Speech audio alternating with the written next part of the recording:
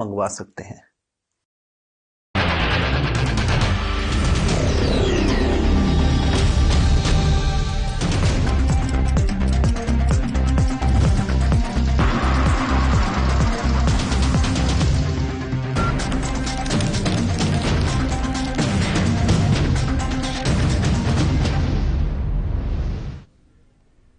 नमस्कार, आप देख रहे हैं साधना प्लस न्यूज। आप सभी का स्वागत है खबरें हिमाचल के हमारे इस बुलेटिन में। आपके साथ मैं अंजलि झा। बुलेटिन की शुरुआत करेंगे, लेकिन इससे पहले नजर डालते हैं सुर्खियों पर। संयुक्त व्यापार संगठन की हुई बैठक, प्रदेश के व्यापारियों को किया जा रहा संगठित। ऑनलाइन खरीदारी से व्यापारियों का हो रहा नुकसान। सरकार पर बरसे विक्रमादित्य सिंह, कहा बर्फबारी से निपटने में हुआ फेल प्रशासन। ठेकेदारों के मसले को भी हल करने की कही बात। मीनाक्षी ने भरी सपनों के दौरान बनी जिले की पहली महिला टैक्सी ड्राइवर, कहा सफलता के लिए संघर्षों का किया सामना। पुलिस ने चलाया जागृति अभियान, 8000 महिलाओं को किया जागरूक। बीबीएन के हर थाने से की गई थी टीम तैयार।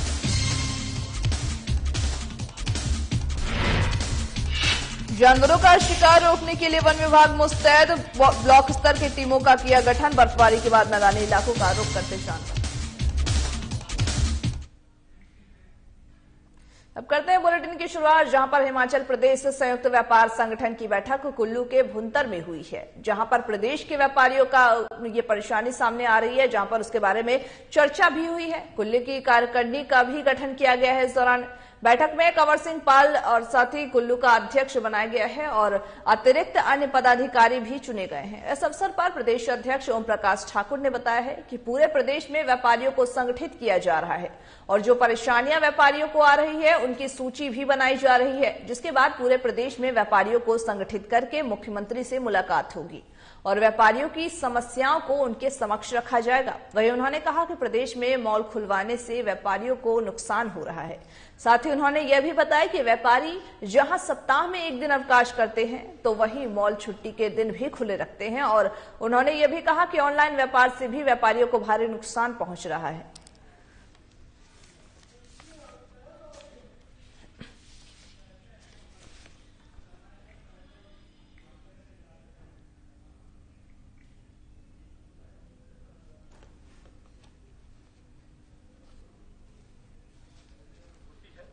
आज हम जिला कुल्लू के भुंतर में हिमाचल प्रदेश संयुक्त व्यापार संगठन की जो बैठक रखी थी, हमने नए पदाधिकारी यहाँ से जोड़े हैं। प्रदेश कार्यकारिणी में जिला प्रकोष्ठ के अध्यक्षों की नियुक्ति की है।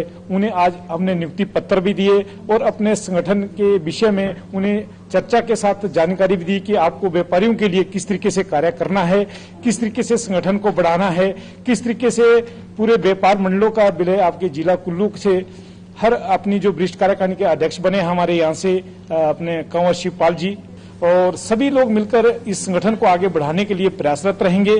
व्यापारियों की एक छोटी सी समस्या से लेकर बड़ी समस्या को हल करने के लिए डिस्ट्रिक्ट की जो हमारी कार्यकारिणी बन रही है, वो डिस्ट्रिक्ट लेवल पे जो समस्या रहेगी व्यापारियों की, वो प्रशासनिक अधिकारियों के समक्ष रखेंगे और उनका निराकरण कराने के लिए प्रयासरत रहेंगे।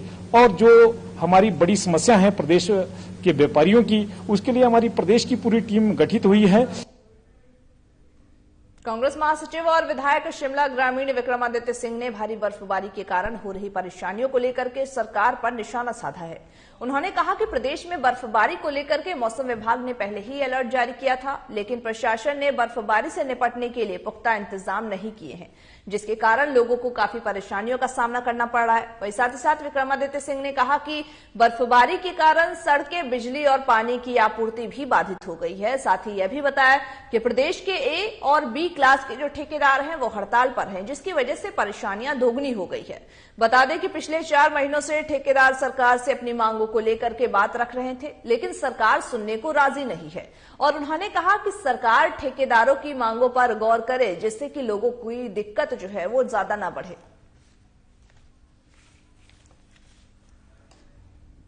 पिछले 2 दिन से जो भारी बर्फबारी शिमला के अंदर हुई है, हिमाचल प्रदेश में हुई है और खास करके जो पहाड़ी इलाके हैं हिमाचल प्रदेश के, शिमला जिला में, ट्राइबल एरियाज, कुल्लू जिला में, चंबा जिला में, वहां पर जिस तरीके की सरकार की और प्रशासन की जो तैयारियां इस खराब मौसम को मद्देनजर रखते हुए होनी चाहिए थी, मुझे दुख है ये कहते हुए कि ये नहीं हो पाई है। और आज के जमाने में जब सब कुछ गूगल के ऊपर अवेलेबल होता है, आप 1 महीने पहले कौन से दिन पे बर्फबारी होगी, कौन से दिन पे मौसम खराब होगा, कौन से दिन पे किस इलाके में मौसम खराब रहेगा, इसके बारे में बच्चे को इस बारे में पता होता है।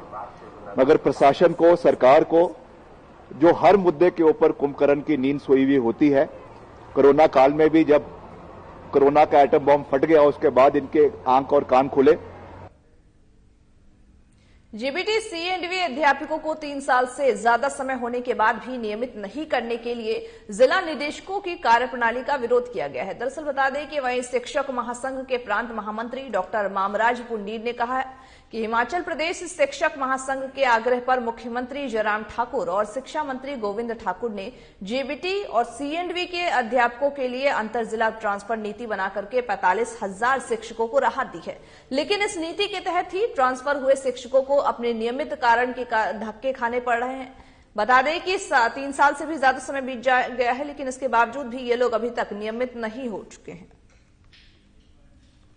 हिमाचल प्रदेश के यशस्वी मुख्यमंत्री द्वारा हिमाचल प्रदेश शिक्षक महासंघ के आग्रह के ऊपर हमारे प्रांतीय अधिवेशन में एक शिक्षा का सबसे बड़ा वर्ग जो सीएनबी अध्यापक और जेबीटी अध्यापक है, जो अपने गृह जिला से दूसरे जिलों में सेवाएं दे रहे थे, उनके लिए ट्रांसफर नीति बनाने का हमने आग्रह किया था। उसको पूरा करने के बाद प्रदेश के 45,000 से ज्यादा सीएनबी अध्यापक वर्ग और जेबीटी अध्यापक वर्ग को एक नीति बना के अब वो अपने जिले में वापस आने के लिए सेवाएं दे सकते हैं, ऐसी नीति सरकार ने बनवाई थी। परंतु कुछ जिला निदेश, उप शिक्षा निदेशक जिसमें बिलासपुर, मंडी, कुल्लू, सिरमौर और सोलन, जब ये शिक्षक अपने जिले में वापस ट्रांसफर होके आए तो उनको नियमित 3 साल नियमित करने के बाद भी 3 साल पूरे होने के बाद उनको रेगुलर नहीं किया, जो बहुत बड़ा विषय हमारे ध्यान में आया है। हमने 28 तारीख को माननीय शिक्षा मंत्री और 29 तारीख को शिक्षा मंत्री जी के साथ साथ माननीय मुख्यमंत्री के ध्यान में इस विषय को हम लाए थे और मुख्यमंत्री महोदय से आग्रह किया था कि इनकी सिर्फ जो सीनियरिटी है वो लूज होती है, बाकी ज्वाइनिंग टाइम इनका एज इट इज पुराना चलेगा। मंजिल उन्हीं को मिलती है जिनके सपनों में जान होती है, पंख से कुछ नहीं होता, हौसलों से उड़ान होती है। यह कहावत सच कर दिखाया है हिमाचल के शिमला की पहली महिला टैक्सी ड्राइवर मीनाक्षी नेगी ने। आपको बता दें कि मीनाक्षी ने जहां पर जमाना क्या बोलेगा इसकी परवाह किए बगैर ही टैक्सी ड्राइविंग शुरू कर दी और आज शिमला लोकल के अलावा ही पूरे हिमाचल, चंडीगढ़, दिल्ली तक टैक्सी चला रही है। बता दें कि किन्नौर से संबंध रखने वाली मीनाक्षी नेगी और उनका पूरा परिवार शिमला के पंथा घाटी में रहता है। मीनाक्षी की 2 बेटियां हैं जो शहर के नामी स्कूल में पढ़ती हैं और इन्हें वह रोजाना अपनी गाड़ी में स्कूल में ड्रॉप करती हैं और शाम को घर वापस लाती है। मीनाक्षी ने यह बताया है कि वह 4 सालों से टैक्सी चला रही हैं। इस दौरान वह पूरे हिमाचल के बाहर अब चंडीगढ़ और दिल्ली भी जाती आती रहती हैं। उन्होंने यह भी बताया कि हर काम में कठिनाई होती है, जिनका सामना करने के बाद सफलता हासिल होती है। यहाँ लिफ्ट के पास, शिमला में लिफ्ट के पास मेरा काम है, यहाँ से मैं वर्किंग हूँ। और दिक्कत परेशानी की मैं बात करूँ, दिक्कतें तो बहुत आती हैं जब कोई नए फील्ड में नई चीज, लाइक मैं फीमेल कैटेगरी से हूँ और इस चीज को जो पुरुष प्रधान आप समाज कह रहे हो कि जहाँ पे जेंट्स ही सारे वर्किंग हैं, तो इसमें वर्क करना बहुत बड़ा चैलेंज रहा है मेरे लिए। तो सबसे पहले लोगों का सपोर्ट नहीं है और आपके जो लाइक टैक्सी लाइन में जो मेरे वर्क की जो अभी हैं को उनका भी सपोर्ट नहीं रहा, लेकिन अभी नहीं है, ऐसा नहीं है कि अब नहीं है। तो है चैलेंजेस तो बहुत है सर, पर ये चैलेंजेस उठ करके काम करेंगे वही तो सक्सेस है। मैडम कब से आप कर रहे हैं और एक मैसेज क्या रहेगा महिलाओं के लिए, क्योंकि ऐसा माना जाता है कि महिलाएं ये कार्य नहीं कर सकती है, क्या मैसेज रहेगा आपको उनके लिए? ऐसा कुछ नहीं है, कोई ऐसा काम नहीं है जो नहीं कर सकती लेडी। आप बताइए कैसे नहीं कर सकती लेडी? ड्राइविंग नहीं करती क्या? प्राइवेट कार चलाती है ना बहुत पहले से, तो इसमें फिर कमर्शियल व्हीकल चलाने में क्या प्रॉब्लम है? बद्दी पुलिस की तरफ से जागृति अभियान चलाया जा रहा है, जहां पर जिसके चलते ही पुलिस ने नारी सशक्तिकरण के तहत महिलाओं को जागरूक किया है। वहीं डीएसपी साहिल अरोड़ा ने यह बताया है कि महिलाओं को जागरूक करने के लिए बीबीएन के हर थाने से एक टीम तैयार की गई है, जो कि एक निश्चित दिन पर महिलाओं को उनके लिए बनाए ही जो कानून है वो महिलाओं के लिए बनाए गए स्कीमों और साथ ही पुलिस उनकी किस तरह से हालात में और किन किन हालातों में मदद कर सकती है इस बारे में जागरूक किया है। यह अभियान सिर्फ गांव में ही नहीं बल्कि झुंगी में रहने वाली महिलाएं, इंडस्ट्री में काम करने वाली महिलाएं, स्कूल में जाकर के सभी महिलाओं को इसके बारे में बताया गया है और साथ ही कानूनों के प्रति जागरूक भी किया गया है।